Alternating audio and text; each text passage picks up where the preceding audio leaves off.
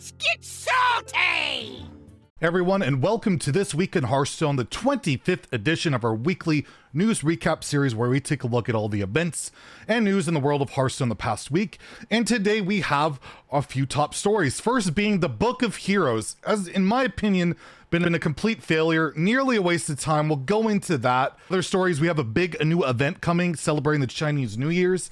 There's like portraits, some quests. I'll give you details on that. We have the Wild and Standard meta update going on this month. What are the best decks to climb with? All that stuff for February, as well as the mailbag segment where I answer your questions. So let's get right into it. The top story is the Book of Heroes. It's been basically a complete failure in my opinion. This week we saw the launch of the Priest line, like the Anduin, SI Anduin Book of Heroes line, and I'm going to go into why I think it's been a failure and, you know, its redeeming qualities, because there are some, of course, and I made a tweet about this and a lot of people seem to be pretty receptive towards it, is that it just isn't for me. This content hasn't been for me. It feels like it's not for a lot of people. So if you're not aware of Book of Heroes, every month or so we get a new chapter for a new hero. We've seen like it started with Mage, we've seen Paladin, we've seen Warrior, and now we have Priest, and it goes through like the lore, like the Warcraft lore of the characters. So it went through like Jaina's origin story and Garrosh and whatever, and for that part, Book of Heroes does like a pretty good job of that, right? It gives you the lore if you care about that. Unfortunately, I don't. So the one redeeming quality it has, I'm not really invested in. I'm not really a Warcraft player. Hearthstone's like my really only venture into the Warcraft world, and I mean, it's kind of interesting, but whatever. It is what it is. But outside of that, the Book of Heroes is just like completely a waste. Like you compare it to any of the old dungeon runs, even the puzzles when that was a thing. It's nothing. It's like 8 battles. You can't build your own deck. You can't customize your own deck. They're, for the most part, really easy. There are a couple of battles that can be tough, but for the most part, they're very easy. I usually go through like without dying once, maybe twice. And that's it. And you can't even, like, say there's a battle you really liked in the Book of Heroes, right? You can't even skip to that battle. You have to play through all 8 chapters in order. It's not even built in a way that you could replay even if you wanted to. And yeah, there's no replayability factor. You can't rebuild decks. You can't make it more challenging somehow. It's a little lore drop and that's it. And considering we used to get dungeon runs, we used to get, you know, the puzzle stuff that was part of, well, we're going to give you free PvE content.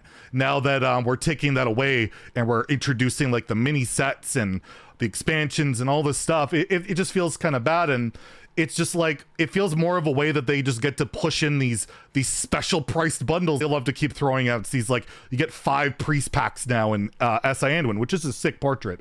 Don't get me wrong, but they're overpriced. They're like $10 for 5 packs and 1 animated GIF with a couple of new voice lines. At least the voice lines are new now. They seem to listen to that, but you don't get like an entrance animation, hero power, all that stuff. But yeah, it feels like a complete waste. It's more of a line just to market their bundles, and I just don't know who they're for. Like, let me know in the comments before. Do you love the Book of Heroes stuff? Am I totally off base with this? Do you think it's great? But for me, it feels almost like a waste of resources. Like, yeah, the lore drop's kind of interesting, but is it really worth like a year-long project where you could have like a dungeon run thing? You could have like a new puzzles. I've been wanting new puzzles forever. That'd be really cool. But as a result, we get these really no replay value, easy lore drop things that I guess if you're like the newest of players, it might interest you. But other than that, it just feels like it's for a very, very niche audience. Next, we have a brand new event coming out for in Hearthstone starting on February 9th. So tomorrow, it's like celebrating the Chinese New Year's. There's going to be legendary quests. You may have gotten these quests already, like I have. They were dropped. You have to play like a game, I think a game of duels, no, game of battlegrounds, 5 games of duels, and then 5 games of a ranked standard ladder, not wild ladder. We care about wild, by the way. And you get like 3 packs, I believe, for each quest, so that's pretty sweet. And there's going to be new portraits added to the shop, which look ridiculous. They're pretty amazing. I think it's like Garrosh, Balira. There's a couple other ones. I'll show the picture of them here. And yeah, they'll be available for purchase, of course, for money. I believe you can buy all 4 for $25. You can buy a mini bundle, which is Garrosh and Valera, for $15. And then I think each one is like $10 on their own. I don't think they come with packs or anything like that. It's kind of like the old school, like when they had like Magni and Illyria in the shop. So those are really cool. I'll definitely be getting them all. I'm a whale and these look amazing, so I'm excited for that. And yeah, if you missed out on these legendary quests, because some people didn't get, like when it got leaked a little early by accident, some people only got like a couple of them or none of them. I got all 3. I completed them all, but if you haven't got them yet, you should be getting them starting on the 9th. So don't worry if you missed out. You didn't miss out on 9 packs. You'll be getting them. And no, if you got them already, you're not getting them again. They're not giving you another 9 packs because, well, it's Blizzard after all, right? Next, we have the Standard and Wild meta update. And Standard, OTK has been doing really well, High Legend, but yeah, still the best deck seems to be like Cheese Paladin or Ramp Paladin, whatever you want to call it. Weapon Rogue still pretty strong, but I wanted to highlight a deck here. It's kind of throwback to old Burn Mage. It's all built around like the spell damage and just burning with like the new Dormant Elemental, and it's just kind of old school Burn Mage, and it's done pretty well. So like Eggo Waffle doing well with it, No Hands Gamer. So if you're looking for like a new tempo based / Burn Mage deck, you might want to give this one a go. And while not much has changed, a lot of the most powerful decks are the most powerful decks still.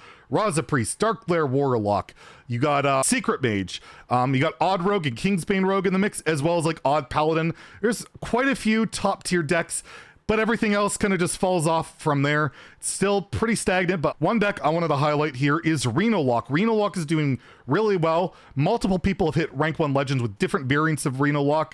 Myself, I played 2 different variants to get to legend with like almost an 80% win rate. I'll just highlight my most recent list. It's a lot of fun. Yeah, but Renolock takes advantage of Ticketus. Ticketus just destroys so many different decks. Of course, you beat up on aggro with your Reno and your Zephyrus and all that crazy good stuff. You got Gul'dan in there, but yeah, Ticketus is degenerate, ridiculous, stupid, shouldn't exist, but it's really good.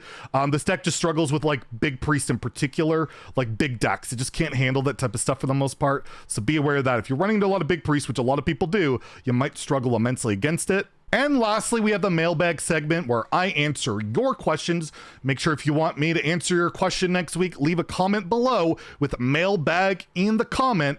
So first we have Jenko asking, how have you been doing recently? And honestly, I think this is an important question to kind of answer once in a while. You guys know I've been an advocate for mental health. I struggle with depression and anxiety. And I'll be honest, the last couple of weeks I've actually been battling it a little bit lately. It's been, I don't know, been like demotivated, hard to get out of bed some days. And you know what? One thing that's beautiful is this YouTube channel and my Twitch channel keeps me motivated, keeps me going, gives me a reason every single day to keep going, and that feels great. And on Twitch, we've been doing amazing. We hit like over 1,000 subs for the first time ever, which was awesome. And this Tuesday, we're going to be starting a playthrough through one of my favorite video games ever, Final Fantasy VII. So if you want to hang out for that, it's going to be more of a casual stream. Probably won't be that many people there since it won't be Hearthstone, but maybe you want to hang out and just chat, see how I'm doing then. Come hang out, and it should be a lot of fun. So thank you for asking that, Jenko. Box Cutter asks, what is your favorite tribe from a visual standpoint?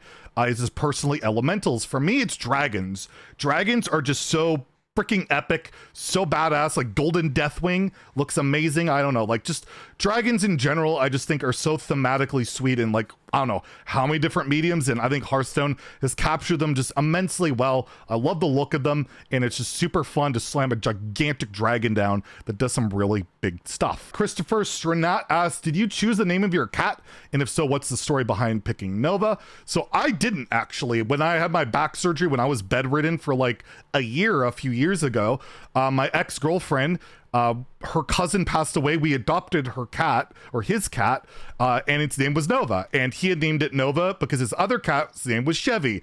He's a little bit more of like a kind of an outdoorsy kind of dude, you know, that type of guy. And yeah, so we had Chevy Nova. We picked up Nova, and Nova has been a part of my life ever since. And even though myself and my girlfriend have split, Nova and I are just super close, and she recognized that and didn't want to split us apart. So still with Nova, it's great, and she's just an amazing creature, and I love her to death. Mr. Thomas asked, do you think they will do something about bots, especially Odd Warrior bots? No, they won't. There's been bots in Wild for well before the Battle Pass thing came out. People would bot like even Shaman, Odd Paladin just to grind the 10 gold or whatever, the 100 gold you could get for 3 wins per day. And yeah, I can't see them doing anything about it.